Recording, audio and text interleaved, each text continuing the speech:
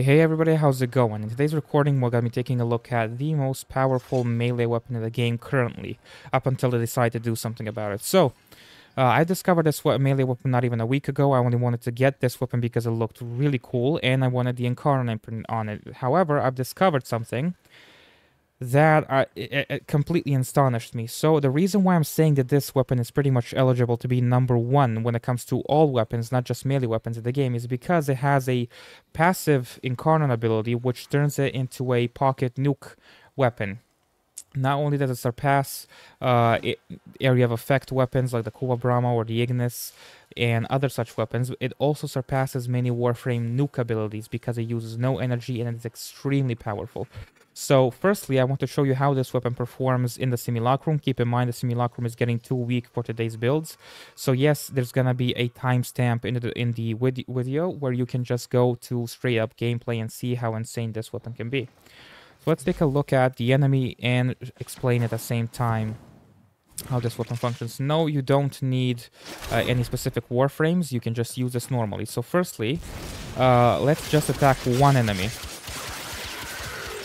And we're gonna go in the Incarnate mode, and you can see them all dying. We were attacking only one enemy, keep that in mind. If we keep it going,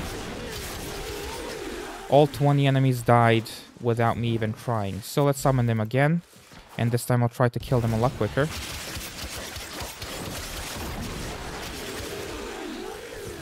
Barely any effort, and the best part is when you're playing in practice actually, in big rooms and there's lots of hallways. Essentially, when you attack a group of enemies, this will not only spread to them, it will kill enemies not only in that huge room, but also in hallways, meaning that you can kill an enemy here, it will spread 20 meters, and then from that 20 meters, enemy dies, it will spread all the way over there. Meaning that you will create a chain reaction and every hallway is going to be filled with toxic gas, constantly destroying the enemy. So sometimes the amount of damage this weapon deals is insane. So let's take a look at the weapon and see how it actually functions. This is the Incarnate imprint of the weapon, so you might have to wait a few weeks up until you can get it. So we have what this does. So when you activate the Incarnate form, kills create a toxin damage field. This procs any type of status you have on your weapon. This will proc it immediately whenever you kill an enemy. So combining this with the arcane on the melee, which I'm gonna show you in a second, basically you have just a nearly infinite and boundless type of way of spreading damage. Wonderful stuff. Also boosts melee damage, sprint speed, and as a Volt main, I love that. It's candy to me. And also additional parkour velocity. For the second one, we chose additional damage and attack speed when the final move of the neutral combo connects to the enemy. Also, again, really useful for me because my Riven is a bit of a bitch. We have additional combo duration, which is also very useful for this weapon. We have additional status chance for obvious reasons. We want to proc status effects as commonly as possible. So let's take a look at the overall build. What we're looking at is the melee influence mod, which whenever you proc electricity, it will take whatever status effects you have on your weapon and it will spread that to the surrounding area of 20 meters for 18 seconds. The regular one, which is completely unmodded, is only for 3 seconds, although it is equally as potent and you don't really even need to have it maxed. Halfway, like level 3, is pretty much all you really need. Still 20% chance all the time. The duration is only different. So let's take a look at how this weapon functions and why did I choose this build in particular. This stance is here mainly because it allows me to move around while I hit enemies, and it's really good because of the range that it provides, so I like this one. The Tenno mod that I chosen here, it procs very commonly and also boosts my status effect, which means this one gets also boosted. So of course you can switch this for something you like a lot more. We have viral here, so this is a dual stat mod, cold and status chance, with also toxin for viral. We have electricity, which don't take this mod lightly. This mod actually does deal a lot of damage all by itself, so combining it viral with electricity really does do a lot of damage. We have critical chance and critical damage with additional heavy attack windup speed, helping out the Tenno mod a lot. We have damage and we have reach. Now the reason why I'm not using conditional overload or any of the smite mods on reach is because this allows me to hit multiple enemies at a time. Basically, the only problem this melee has isn't because you need a specific Warframe or something or anything specific. No, it doesn't need anything. The thing is, if you want this thing to do a lot of damage, the steel path is the way to go. Basically, when you hook a lot of enemies, it's a lot more potent than throwing on something like more damage or weeping wounds or anything like that. Of course, this is all down to preference, so you can switch it out and play around like you want. My Riven, which I don't really recommend you go for, these are rather expensive right now, but if you can spare like 300, 500 platinum, you can get yourself a Riven and roll it. I've got crit chance and melee damage. Usually when you have a Riven mod that has good damage, you would remove the regular one and replace it with something like this that increases the status damage overall. But I've seen very little difference since this mod scales, since this weapon scales very, very well. Sorry about that. So that's pretty much the build. We've combined critical chance, critical damage, and status, and we've thrown in viral and electricity. I don't recommend you go for corrosive because although it's a great status, it only stacks up just below stripping enemy armor. You can throw on those Archon shards, which allow you to go beyond the regular cap, so you can fully armor strip enemies. Although for the sakes of this video, we will avoid using anything in specific to show you the power. So, like I said, there's a timestamp for different types of missions we're going to be trying out. So now that you understand how the weapon works, essentially, just to repeat, this procs a field of toxin, which also amplifies this and allows it to spread a lot more status around. Any enemy that dies to your melee weapon, regardless of how far away, you kill an enemy here, 20 meters away they die, and they spread it farther more, meaning that you will pretty much nuke a surrounding area of maybe even 60 meters. It's very common for you to see over 30 enemies die instantly because of you, and then other enemies running into those clouds of damage and then just leaving more clouds. So without further ado, let's actually jump in and see what it looks like in a level 200 conjunction mission. Alright, let's go. So now we've started the mission, and now let's take a look at what this does. So you see a row of enemies, let's attack them. Not even the Incarnon form is active yet, and we're already erasing all enemies. Now, I want you to wait and see what happens when I go Incarnon, and we actually start dealing insane amounts of damage. It's very hard to even build up combo multiplier here. That's why I said to actually get that combo duration there.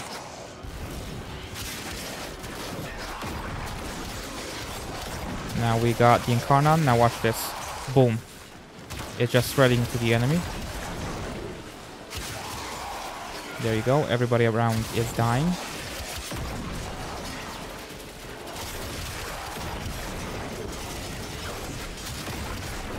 So let's get enemies clustered here, just to show you what it does when enemies are walking into the toxic clouds deliberately. There you go. They're just dying there. And they're walking into it, spreading, dying more and more and more.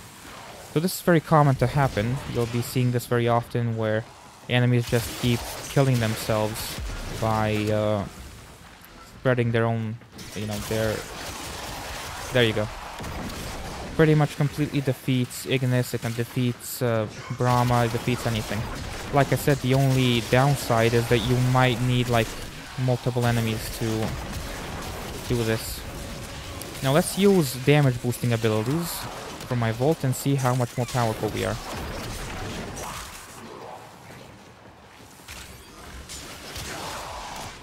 Kind of having a hard time actually reaching enemies. They're dying too quickly or far away. I guess having a Speed Nova would be very preferable for this. There you go, now it spreads to them, and now they're just dying all over the place. The best way to use this weapon, by the way, pro tip, is to not stay in a single place. You kind of want to find a way where there's just a series of hallways, so you can keep running into enemies like this, per se.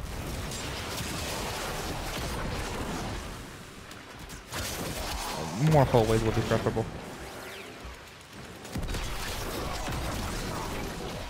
There we go, all the way over there. I'm not even close to them, and they're just spreading all that damage to themselves.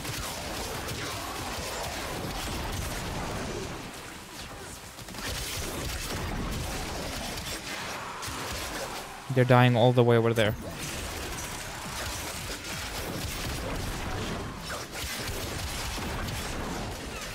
Of course, by the way, I'll be getting the Volt build at the end of the video as well as the Passion Frame. There's no problem there. There you go, dying all over the area. Like I said, a very, very potent nuke weapon. 0 effort, but of course very, very fun to use and satisfying. I would have shown you the build with Corrosive and those 2 Archon Shards, which are for... let's see here. There we go.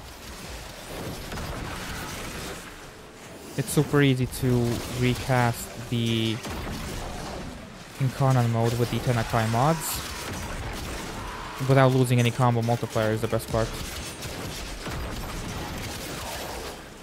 If you can hook multiple enemies with the Tenno, then you would get a lot more enemies hooked because of the boost in status effects.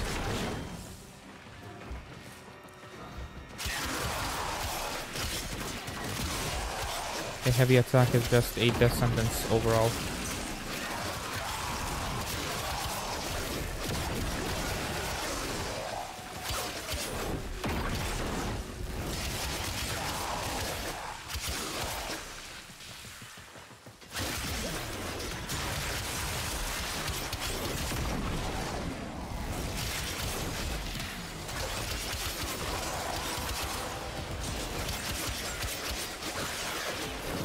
As you can see, it's not the best when it comes to just a singular enemy. But hitting multiple enemies is really good.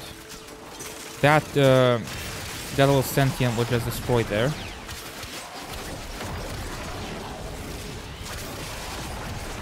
There you go.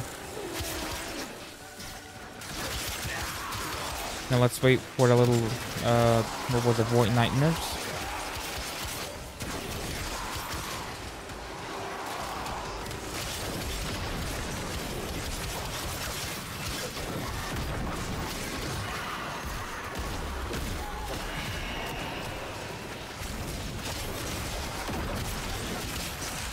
Right, so now that we're done with this mission, let's take a look at another one, so that you can see what this does in a very, very clustered and tough defense mission. So let's take a look at that. So the next mission is going to be on the Zariman, and the reason why I'm picking this one is because it has multiple enemies that will stagger you and overall completely jeopardize you. So we have Grenier enemies. Right now I think it's the Corpus, so we might not have them.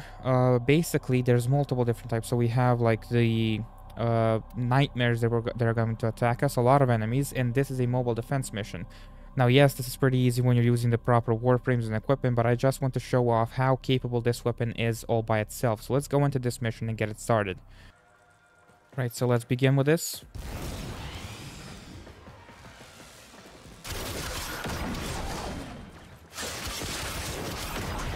Kind of want to get the Incarnate form before. There we go. Yeah, getting the Incarnate form might be hard because of the weapon's overall power. Put down the shield just in case. There he is.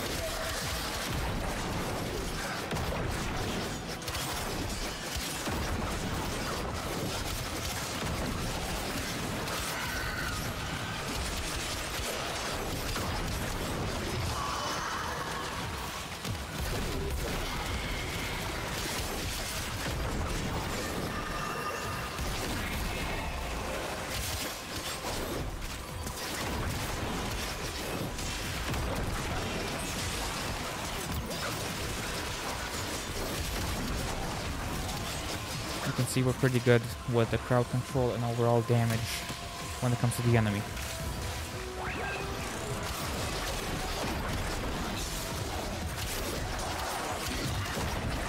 I love the shield.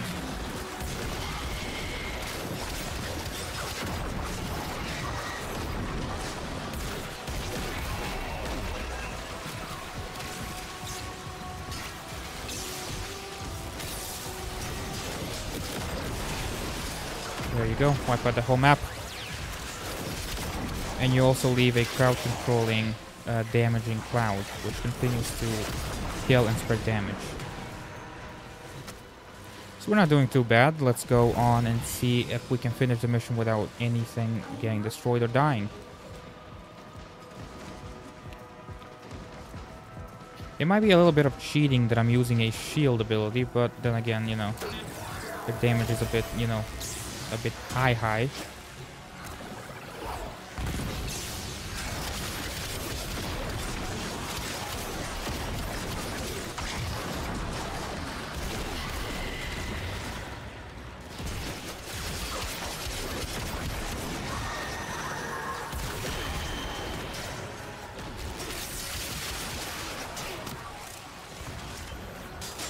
Again, the build for Volt will be at the end of the video, so... Dang. It's so common for me to fail on that staircase when it comes to the nullifier. I just go straight through him. Oh, well, now this is just easy. By the way, you can see even the little void nightmares get staggered because of the electrical procs, so this is a great weapon even when you're going up against certain enemies that are pretty tanky and high in damage.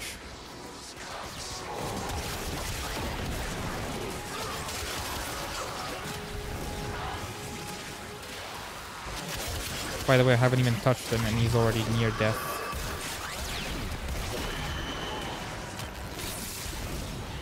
One second, forgot to put down the shield, didn't even need to. I'm sure that if you guys get this weapon, you will not regret it. But just keep in mind that they might nerf it, so keep, you know, just pay a little bit of attention. They like to silently nerf really fun things. Hope they don't nerf this immediately.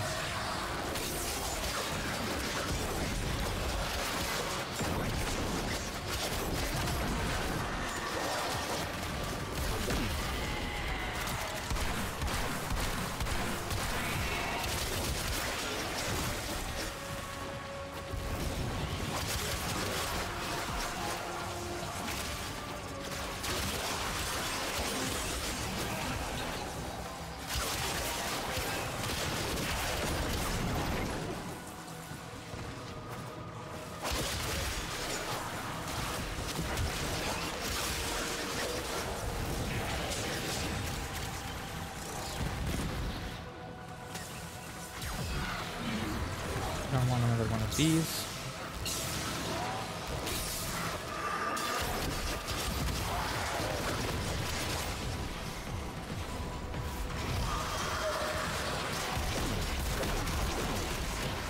Let's take care of the stalker.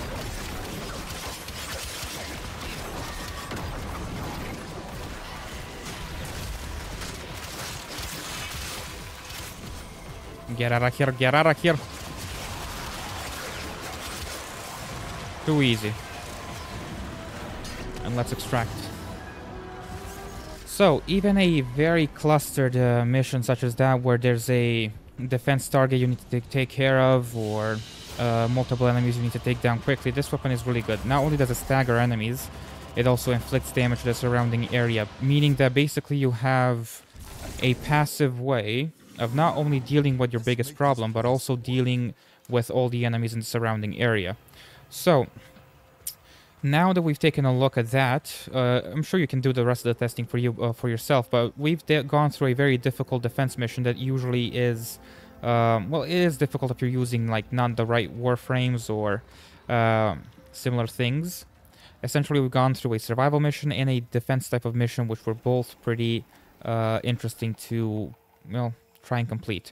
So now that we've finished the whole, you know, explanation and even gameplay, let's go on to my Warframe build and fashion frame, just so that you're not really left on a coat hanger. Let's get into that. Right, so if you made it this far in the video, I'd love to have you as my subscriber, so please do hit that subscribe button. Please do also comment your thoughts, your personal experiences with this weapon, if you've used it, or if you have a build or a recommendation. The next recording is going to be on the Dual Tox Assist, which in my opinion is the most effective and bloodthirsty secondary weapon that not only covers area of effect, but also super high amounts of damage. It seems that when Warframe was adding Incarnon weapons, they made the Infested family to be the best. Although I'm not really interested in Torrid, I did try using the weapon. The primary weapon is going to be the Boar Prime Incarnon imprint, so stay tuned for that. Now let's take a look at the build for my vault. Keep in mind there's different types of you know, pe people's what's it called, preferences. There's different types of preferences, but the reason why I'm using this again is I'm a very like a heavy vault main. Been playing this guy for like 7 years or more, and I've decided to use him this way. I do not recommend you use this build. There's a there's a video on my channel which is for a very powerful vault build that will pretty much, not only is it fun, it's really high in damage and also helping you and your teammates out. So please do go check that out on my channel. It's a wonderful video.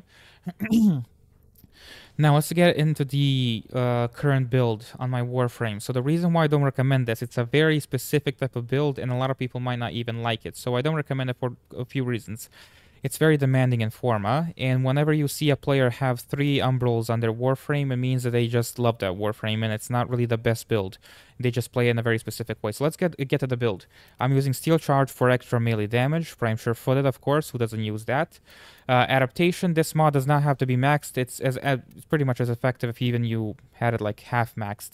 This is mainly just a, you know, like a jewel to have there maxed. We're using ability duration. We're using the umbrals all together. If you're wondering how I have multiple umbral formas, things you earn from a mission and you cannot earn again, everything can be purchased from Samaris' shop. So go to Cephalon Samaris and you'll see a shop behind them.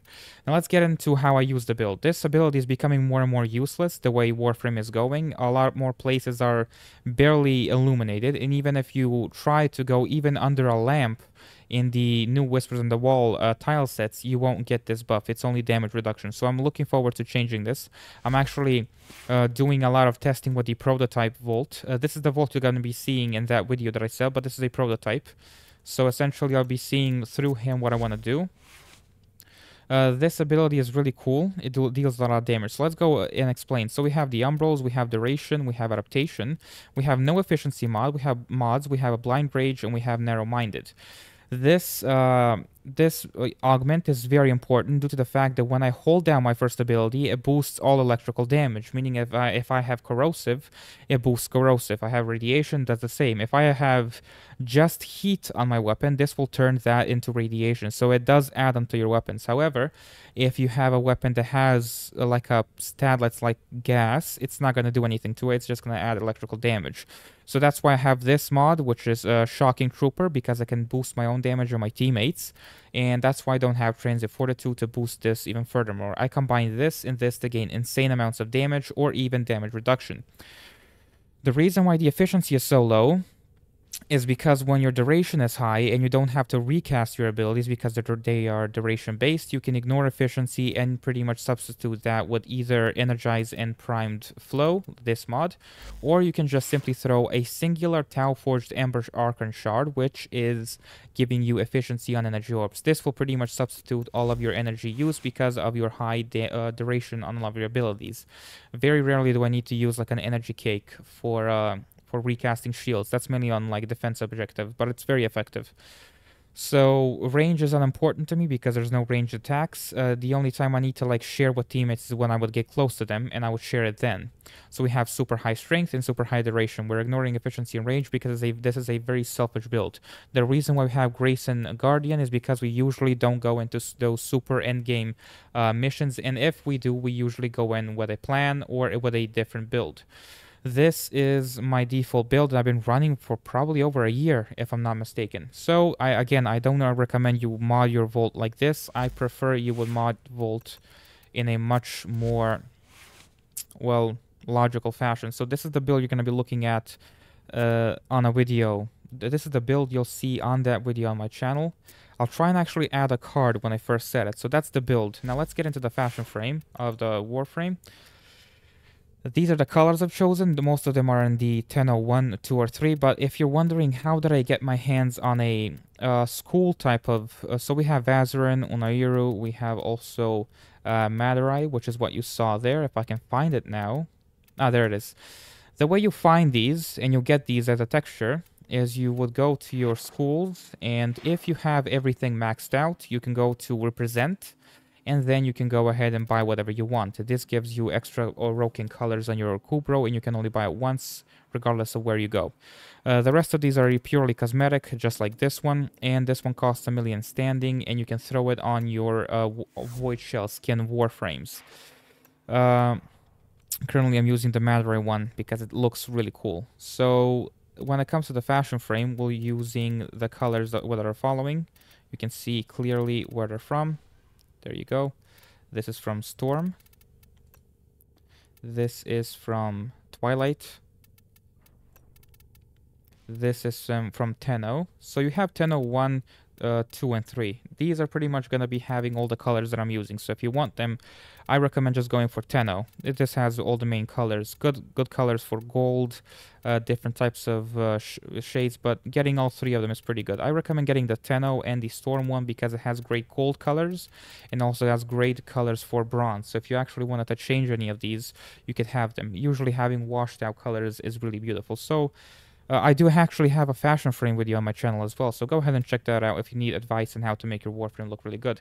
These are the energy colors, completely optional. We're using the Octavia little dance.